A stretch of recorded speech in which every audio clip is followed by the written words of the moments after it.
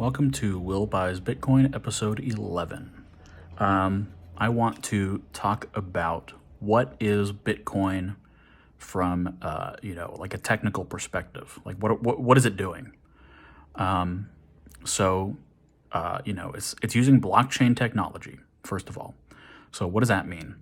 That means that all a blockchain is a store of data.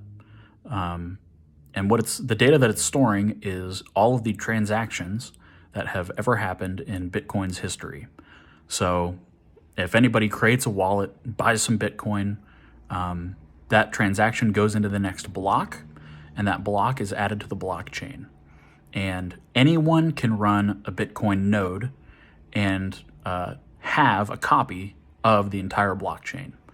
And any of these Bitcoin nodes that anybody can run can verify the next block that is being added. It can make sure that that block has been mined legitimately, and isn't some BS.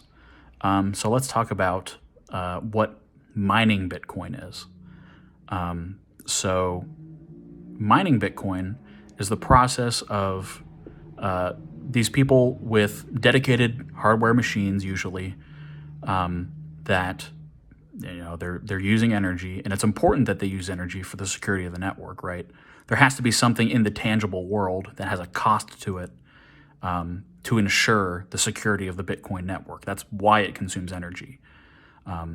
It consumes energy so that you can't have a 51% attack, where if 51% of the network, of the entire network, is controlled by one entity, then they can approve a block that has a bunch of BS in it, right? They can take all the Bitcoin or something. But if it's prohibitively expensive because of this decentralized network of miners, then it's extremely difficult to reach a 51% attack. And even in the process, like, imagine you're some, Lex Luthor figure, and you want to control the entirety of the Bitcoin network. You're going to start buying up these mining rigs all over the place. You're going to start mining Bitcoin, and as you continuously, do this process and mine more and more Bitcoin, all of a sudden your incentive structure flips to being supportive of Bitcoin because you have all this Bitcoin, you have all these Bitcoin miners, right? So Bitcoin is extremely resistant to any sort of attack because of this decentralized network of mining, where everybody's checking each other's work and proposing new blocks in this decentralized way. So let's get into what happens when you mine Bitcoin. You essentially, somebody solves this hard math equation using their miners. And they get chosen to propose the next block. So they collect as many transactions as they can fit into the next block of data storage to be added to the blockchain.